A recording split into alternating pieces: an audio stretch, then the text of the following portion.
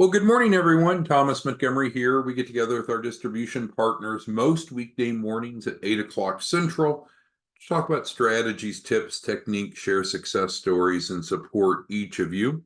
Today is Wednesday, January 24th, 2024. So we're going to have an interactive discussion today. So I'll be asking you for your input, and if you will, please contribute that. In other words, respond in the Q&A. It's the question and answer box of Zoom. It's kind of like a chat box. So let's take it from the top. What is it that entrepreneurs do? Because I believe each of us are entrepreneurs, but there's entrepreneurs that do lots of different things. Some bake cakes, some Elon Musk builds Teslas, some develop software. So I'm not asking about what industry, but in general, what would be an accurate statement that describes what entrepreneurs do? So Ben, Cecile, Charles, David, Felicia, Herman, Jeanette, Jeff, Julie, Katia, Ken. We've got 323 of you on this morning so far. Fu, Samantha, Terrence, Trevor, Barney, others. What is it that entrepreneurs do? Looking for one phrase. Could be a sentence. I think it's more than one word. But what is it that entrepreneurs do? Because I want to make sure that we're on the same conceptual platform here, because our clients are entrepreneurs, but also we are entrepreneurs. All right, well, I think Felicia hit the nail on the head. Several of you had similar responses, but we solve problems. So let's say here's the question, and then here's the answer. So what do entrepreneurs do? They identify a problem and they create a solution.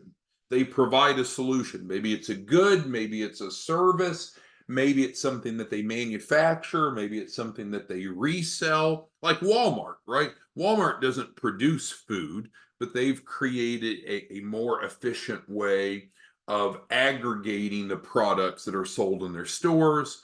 Similarly, Amazon doesn't produce their own goods, but they're a reseller online. So it doesn't mean that you have to have developed the architectural plan, but it may be that you're just taking something out, right? Because there's a lot of organizations, again, Walmart and I think Amazon are two great examples where they've created a better distribution model. That's really what they do. Walmart primarily in stores, Amazon primarily online.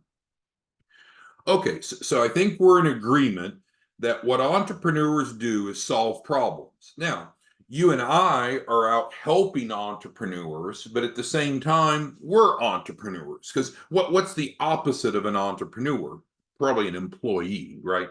So they perform a job, and there's nothing wrong with that. We all need employees to do jobs, but entrepreneurs is what we are and our client base. So now let's move to question number 2. What problem do we solve? So together, what we're doing together. I know many of you have other businesses and other things that you do, whether you're a CPA like Terrence or you're an attorney like Joseph or whatever your other business. Don't care about that. But together, what we do, kind of why we're together right now. What is the problem that we solve? What do we do to help people? Because if we don't have some solution to some defined problem, then it's probably not a very good idea to spend time or energy on it. So what is it that we do? What is it that we do? Okay, well, I think Ken has the best answer. A number of you have answers, but because it's important to know what we do. We're not a lender, right? We do not loan money to anyone. We've never loaned money to anyone. People will say, well, how much have you loaned? Zero. We are not a lender. That's not what we do. But what do? through a grant, we create fundable businesses. And Trevor stated that as well.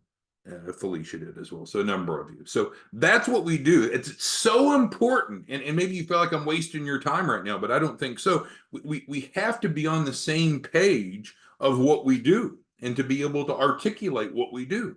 You and I, we create fundable businesses. That's what we do.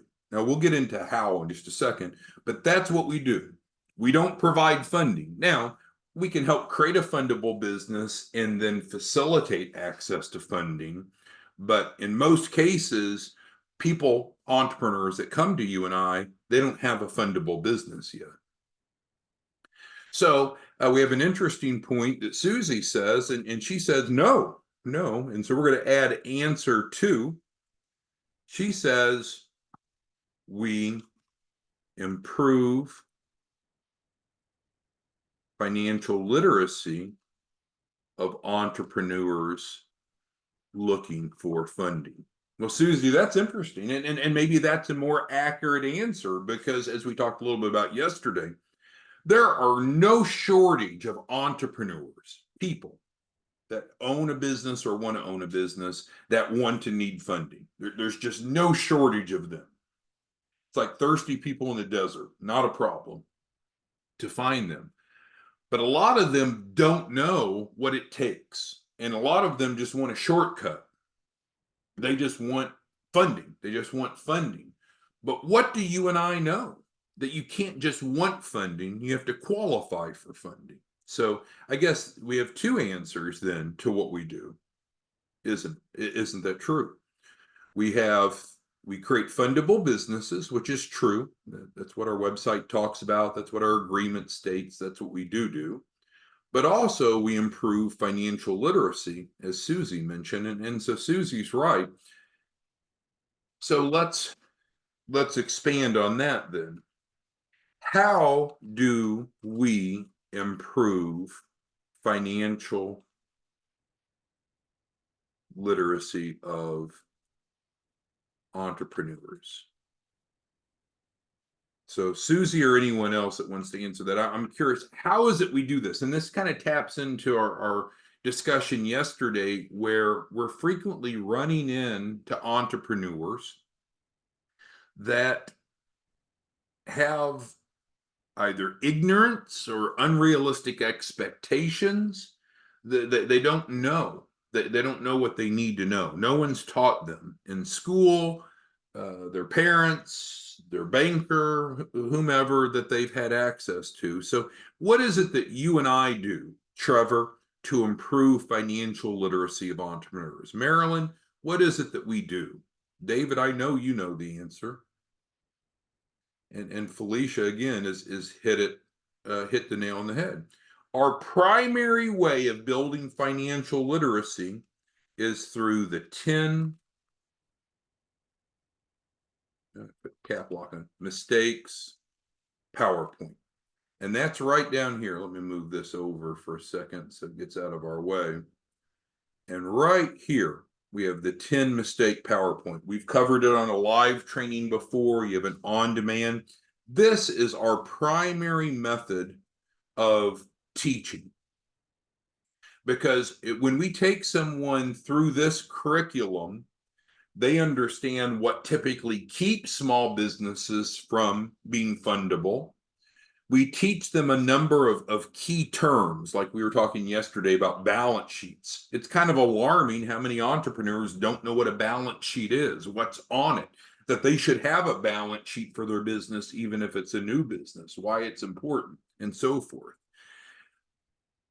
My concern is that some of you are not educating your prospects. And so 2 things happens if you don't educate your prospect. Number 1, they might have unrealistic expectations. And number 2, you're probably not converting as many as you should. because if you teach them this curriculum, whether it be in person or online, to individual, small groups, large groups, that's up to you. But if you don't teach them, or you could just have them watch an on-demand version, it doesn't really matter. But this material is crucial to being successful in what you and I do. So I'm not going to call any of you out, but if you've not viewed the 10 mistake PowerPoint, it's probably time to go back and view it.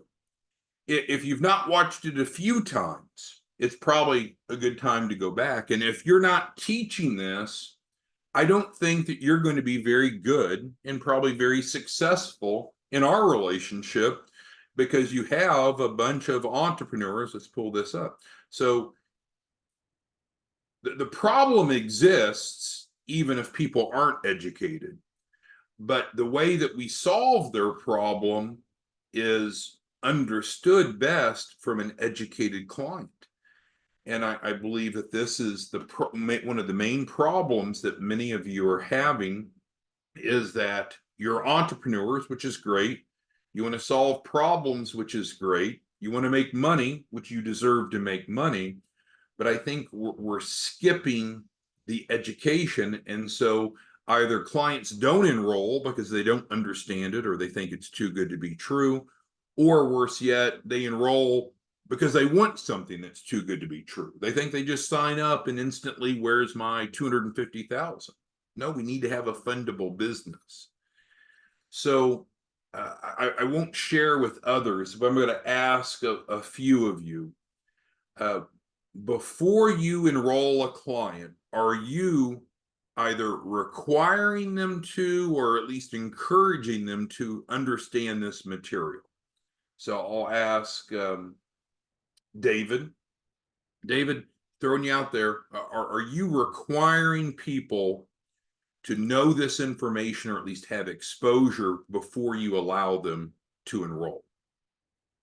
We'll ask Felicia as well. Felicia, is this a requirement? Is this an embedded part of your process? Let me pick Katia. I'll ask you as well. So I think some of you are so good at what you do that you may be skipping a step. And if they don't have this information, I think it's costing you money, and it's probably costing you client satisfaction. So what am I doing? I'm encouraging each of you to create a process. So let's get to this. Here is the recommended sales process. Now, I know we're not supposed to use the word sales because we're not selling, we're educating and all of that great stuff. But let's just call it a sales process. I believe the first step should be the 10 mistakes PowerPoint. Now, of course, you've had to create awareness. You've had to create your audience somehow, and that's really a separate discussion.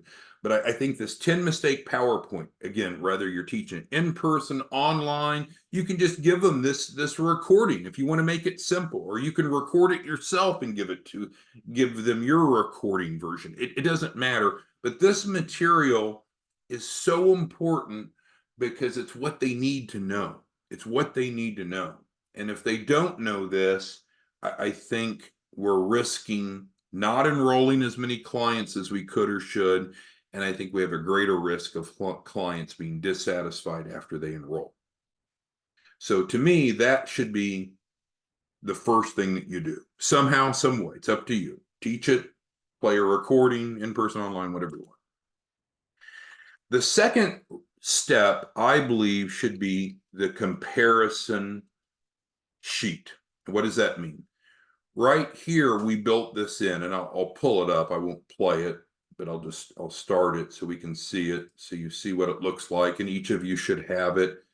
And if you hello everyone. If you don't have it, let's make it full screen. So do you remember this? Need money to start or grow a business, and it goes through and educates on what our grant does. I know it's blurry, but if you don't have this, let us know. And if you're not using this, I think it's a problem. But I believe that that should be the second thing, because it's almost as if you're trying to talk them out of enroll, right? Because it's saying, hey, you deserve the amount of funding that you want and need. That's great. The question becomes, how are you going to get it? And so that first column, of course, explains how our grant subsidized program works. And then you ask the prospect, what other options are you considering to get the funding that you need? Most of them, of course, don't have other options, or the other options they have are either more expensive or less valuable. So if you're not familiar with the 10 mistake PowerPoint, we already said, probably makes sense to go back and really understand it. And then if you're not using this comparison document, so we've done like 3 different trainings on this comparison document. This one is where we're kind of role playing as if we're talking to the client. So that's why it's here. I think that would be a good one for you to view, because it helps you understand how you might want to word it, provide scripting. We did a different version where it talked about from your perspective as a distribution partner, and then we did one more training. But the bottom line is this is probably the most valuable one, because if you watch this and then attempted to replicate that as the second step in your sales process, then I think you'll be very successful. Then step 3 is we need to enroll the client. Well, what does that mean? So let's do inset. So you would do, we'll say 3A, you get them under contract. So at this point, they're educated.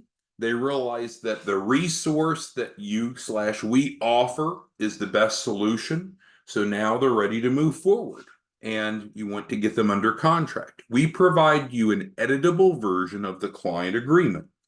You would take that editable version, remove reference to us, and add your information. Then you probably are going to put it into Adobe or DocuSign, whatever e-signature software you want, and then you're going to need to get it to them so they can sign it. Without question, best practice is to send it to them while you're on the phone with them, or with them in person, most often on the phone with them, and then stay on the phone with them while they complete it. Not rushing them, not pressuring them, not hard selling them, but be on the phone to answer their questions as they go through it. If you do that, you're going to see around a 90% enrollment rate, about 9 out of 10 if you're following these steps. So then our final step is we need to collect payment from the client. Now there's 2 ways to collect payment from the client. So let's make it 3B1, and then we'll do 3B2. So the normal, you control pricing, right? As a distribution partner, white label, private label, whatever you want to call it, branch, you control pricing. So I'll give how the normal process works, and then of course you might be editing that. But normally the program is 5,000. The grant covers 2,500. So the participant pays you 2,500. That's the normal way. But let's say the client doesn't have 2,500, doesn't want to pay 2,500, then we go to alternative 2, and they pay 500 down, and we finance the balance, finance at 0%, buy now, pay later. So at that point, then it's our responsibility to implement. So that's great for you, because you really are an educator. You are not a salesperson. When we went back and talked about what we do, entrepreneurs in general, they solve problems. I don't think anyone can argue that.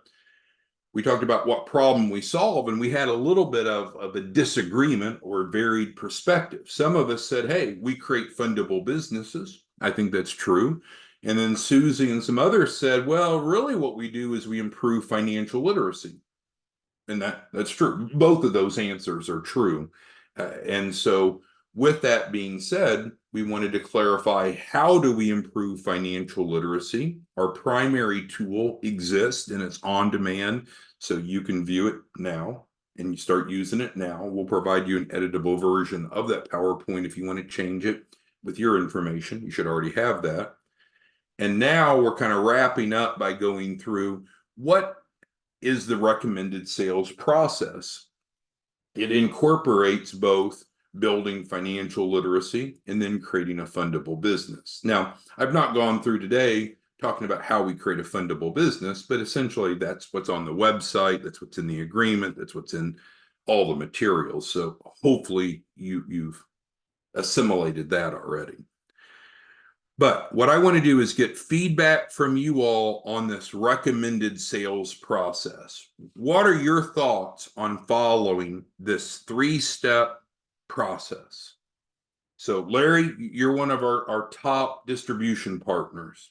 So Mr. Johnson, what are your thoughts on following this process?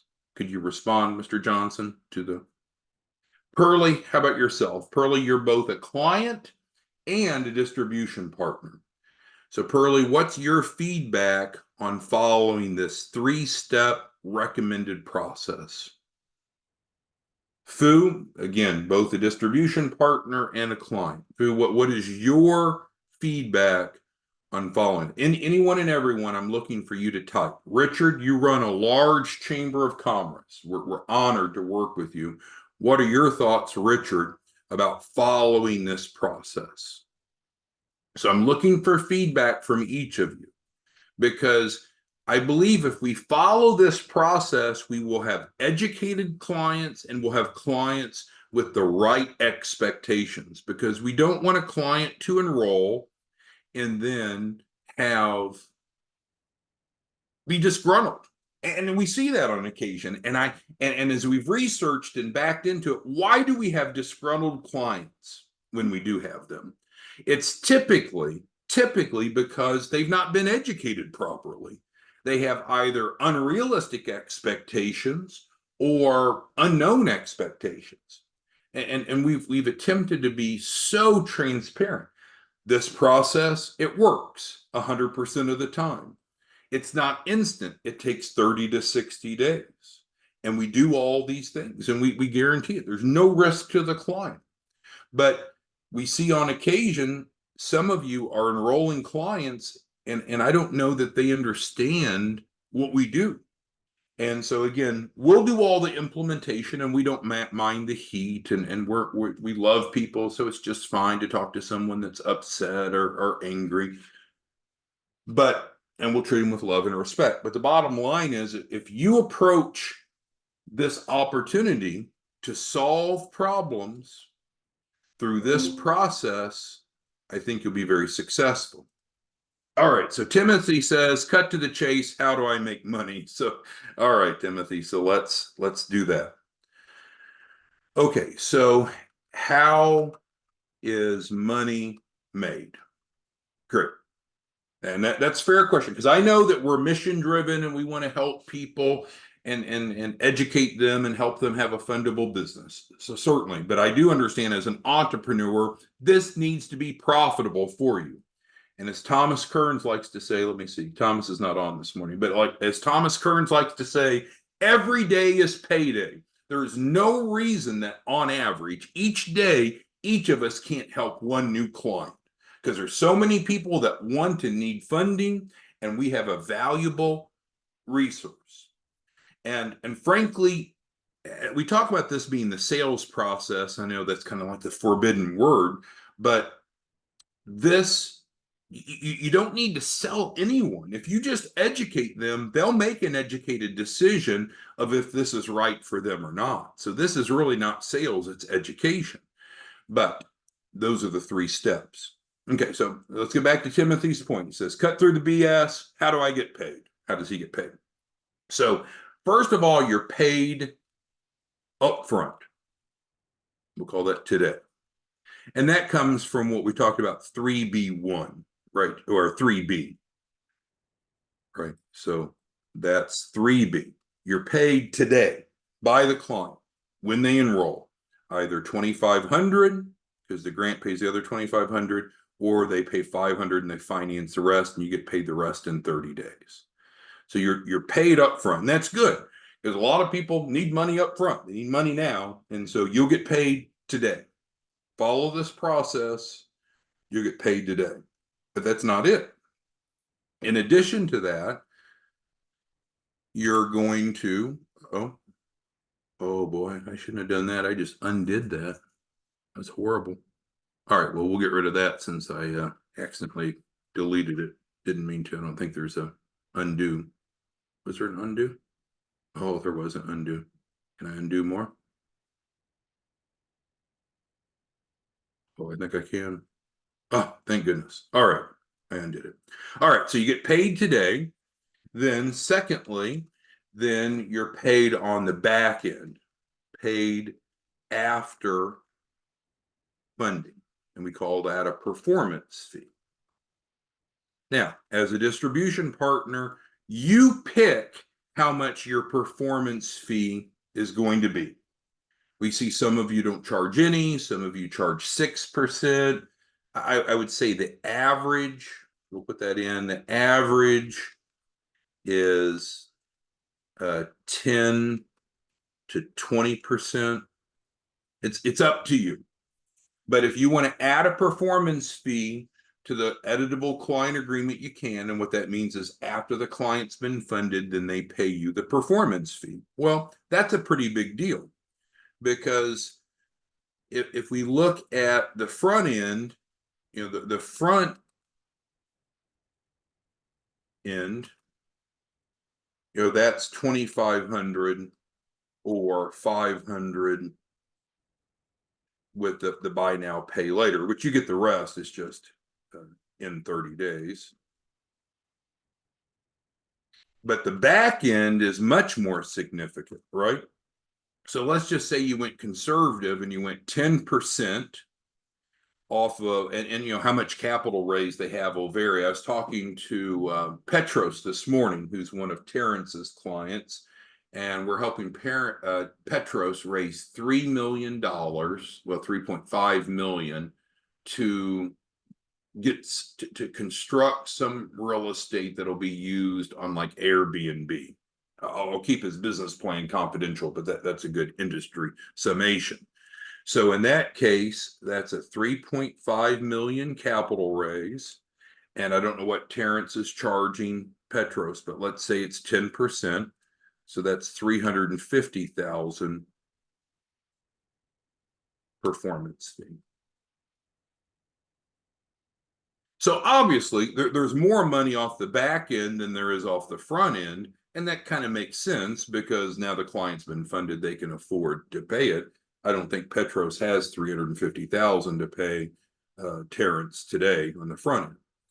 So, I mean, it's good money, but the money will just happen. If you follow this process, everything else will happen. We'll have happy clients, we'll have fundable clients, and you'll make a lot of money. But if you're not going to follow this process, it becomes much more volatile. So, who has questions, comments, concerns on what we've covered today? We started at just a high level of talking about what entrepreneurs do. We then addressed the problems that you and I help entrepreneurs solve. We talked about how we do improve financial literacy because that's crucial. Most people don't know what you know. Most people don't know that there's a formula for funding, that if you follow this formula, your business will be fundable. It's predictable, it's risk-free, and it's not really all that complicated. I've had some people go through this and say, well, this isn't rocket science. Well, no, we never said it was rocket science, but it's a checklist that will take you through the program. And if you follow that recommended educational process with the comparison sheet, then no one's going to come back and say, well, I shouldn't have enrolled. I should have just did it myself. Well, okay, fine. Go do it yourself. Go buy your own commercial building. You can do that. We bought a building. You go buy a building. You go pay the Secretary of State instead of us paying it for you. Of course, getting the EIN is not complicated. You go add 4 primary trade lines. Otherwise, we'll do that for you. You go add assets to your balance sheet. Otherwise, we'll do that for you. I mean, so it's not as if, I mean, you could do your own root canal if you wanted, right? But the bottom line is what we offer is valuable. And if you first educate them in general and then help them with the comparison sheet, I do believe that you'll have about 90% of the clients enroll. 85 to 87% is our historical average. So let's even add that. 85% to 87% will enroll if you follow those steps. So who has questions, comments, concerns? All right. Harry makes a comment. I'll just summarize. So you're controlling the message. So Harry, if there's something that you want to add different to the 10 mistakes, add it. Or if there's something you want to remove it, right? We provided you, Harry, and the rest of you, an editable version of it. So don't blame me. Change it if you feel you want to change it.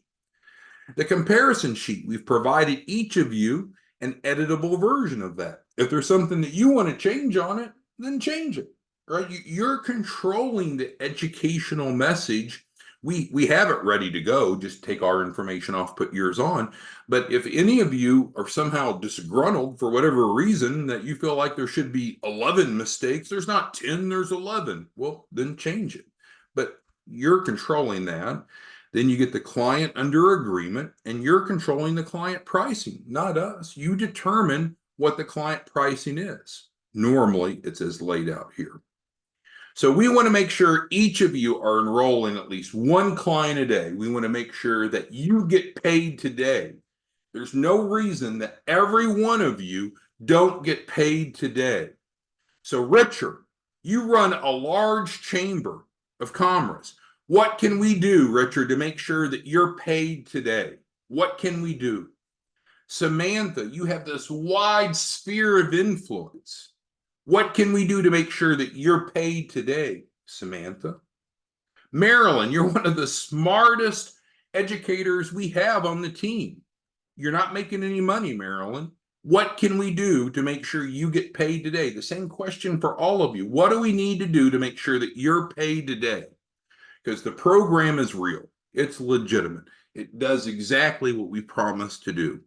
If you follow this process, you'll make money and you'll have educated clients. So what is it you need from us? Before we end today, type into the Q&A, what are we not doing that we need to do to help you make money? All right. Carrie, I believe I'm pronouncing it correctly, the E. Carrie asked, is there a signed contract at the back end to get a percentage of the funded amount? So that's a great point. So any of you that are distribution partners, we should have provided you an editable version of the client agreement, and you can edit it as we've talked about. With that being said, then you can add a performance fee, and we have the language that you could use to copy and paste in that to add that if you want and you set it. So yes, if any of you need help getting your client agreement set up, let us know. How do you reach us? Let me move this out of the way. Our phone number, our email. We have one new distribution partner. He called me yesterday. He's brand new. He's great. And he said, I need a phone number to reach people 24 hours a day. If I need to call someone at 3 a.m., there better be an MF to answer the phone. Well, I apologize.